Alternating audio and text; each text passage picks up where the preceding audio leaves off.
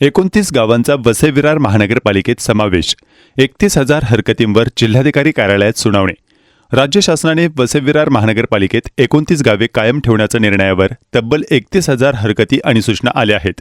त्यात गावे वगळावी यासाठी 19,000 तर गावे वगळू नये यासाठी 11,000 हरकती आल्या आहेत. या सर्व हरकती आणि सूचनांवर 16 डिसेंबरपासून जिल्हाधिकारी कार्यालयात सुनावणी होणार आहे. 2011 साली वसई विरार महानगरपालिकेतून 29 गावे वगळण्यात आली होती.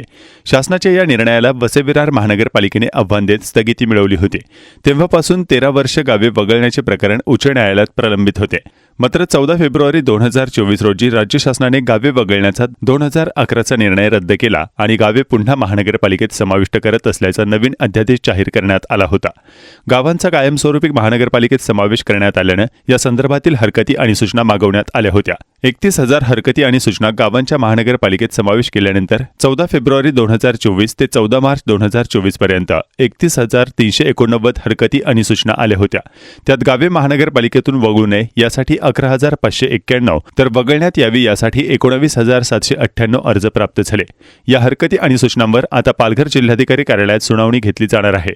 ही सुनावणी 16 डिसेंबर ते 20 डिसेंबर मध्ये घेतली जाणार आहे. लोकसभा आणि विधानसभा निवडणुकीमुळे या हरकतींवरील सुनावणी लांबणीवर पडली होती. सुनावणीसाठी विशेष पथकाची नियुक्ती करण्यात आली आहे. हरकती आणि सूचनांच्या सुनावणीसाठी विशेष पथकांची नियुक्ती करण्याची प्रक्रिया सुरू करण्यात आली आहे.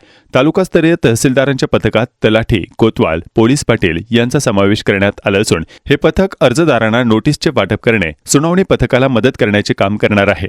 वसई विरार महानगरपालिकेकडून 15 पथक नियुक्त करण्यात येणार असून त्यांचे प्रमुख, त्यात एक अतिरिक्त आयुक्त, उपायुक्त यांचा समावेश आहे.